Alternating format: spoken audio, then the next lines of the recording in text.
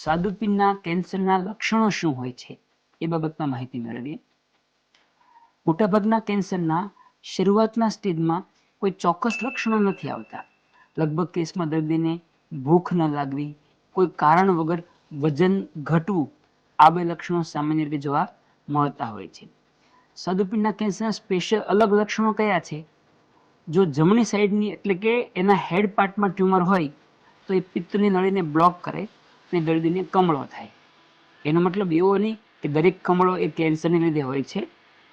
મોટાભાગે તો એવું હોય છે કે 95% કમળાના દર્દીની અંદર કેન્સર કારણભૂત હોતું નથી. પરંતુ જો દર્દીને કમળો થાય પરંતુ એની સાથે તાવ ન આવે, શરીરમાં બેચેની ન થાય, બીજા કોઈ લક્ષણો ન હોય, અમારી ભાષામાં પેનલેસ પ્રોગ્રેસિવ જોન્ડિસ કહીએ, કમળો ધીરે ધીરે વધે અને બીજા કોઈ લક્ષણો ન હોય, તો એવા કેસમાં સોનોગ્રાફી કરીને કન્ફર્મ કરવું જોઈએ કે સ્વાદુપિંડના કેન્સર જેવું તો કંઈ અંદર નથી ને.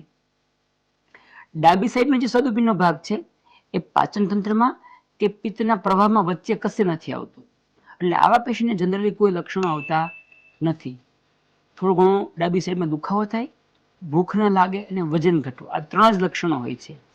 એક કેન્સર પછી બીજા ભાગમાં ફેલાય તો એ લક્ષણો આવી શકે, જેની અંદર પેટમાં પાણી ભરાવું, વજન અચાનક ખૂબ ઘટી જવું, પેટમાં અતિશય દુખાવો થવો કે આંતરડું બ્લોક થવું, એના લીધે ઉલટી થવી, આ લક્ષણો આવતા હોય છે. પણ આ લક્ષણો બહુ છેલ્લે આવતા હોય છે. આ લક્ષણોની માહિતી એટલા માટે આપું છું કે જો કોઈને આ પ્રકારના લક્ષણો હોય તો ટાઈમે નિદાન થાય. પરંતુ આ જે મેં વાત કરી દરેક લક્ષણોની અંદર કેન્સર જ હોય એવું જરૂરી નથી. એટલે કોઈ ગભરાવાની જરૂર નથી.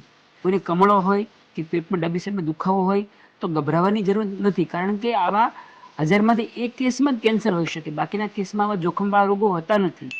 ખાલી જાગૃતિની જરૂર છે એટલે આ વિડીયો બનાવું છું, ગભરાવા માટે નહીં. ધન્યવાદ.